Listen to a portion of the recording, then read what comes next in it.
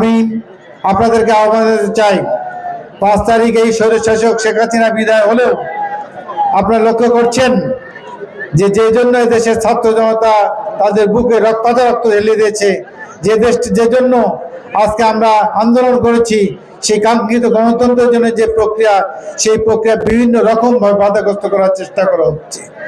আমরা চাই এই সরকার ক্ষমতা আসার জন্য যে রোডম্যাপ ঘোষণা করেছিলেন, নির্দিষ্ট সময়ে যে নির্বাচন, সেই নির্বাচন যদি যথাসময়ে উপস্থিত না হয়, তাহলে আপনারা খেয়াল করছেন যে এই দেশের গণতন্ত্র ফিরিয়ে নিয়ে আসার জন্য বিভিন্ন রকমভাবে আপনার সময় ক্ষেপণ করা হচ্ছে। এবং অনেকেই চাচ্ছে যে তারা যেন এইরকমভাবে 2, 4, 5 বছর যেন এইভাবে গণতন্ত্রহীন অবস্থায় রাষ্ট্রকে নিয়ে যেতে চায়।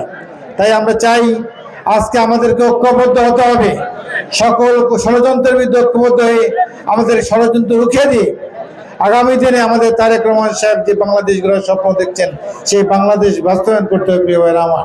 তাই আমরা চাই এই সরকারের কাছে আহ্বান জানাবো যে আপনি দ্রুত নির্বাচন দিয়ে নির্বাচিত সরকারের হাতে ক্ষমতা হস্তান্তর করুন।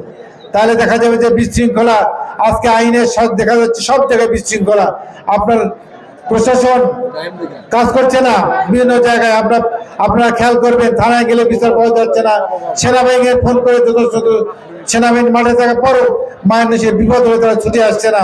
কাজেই এই জন্য একটা দরকার যে যথাযথভাবে একটা নির্বাচিত সরকার দরকার।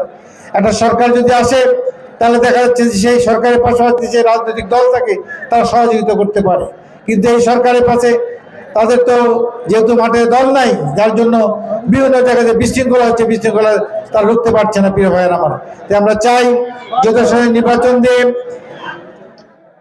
এদেশে গণতান্ত্রিক পরিবেশ ফিরে আনুন।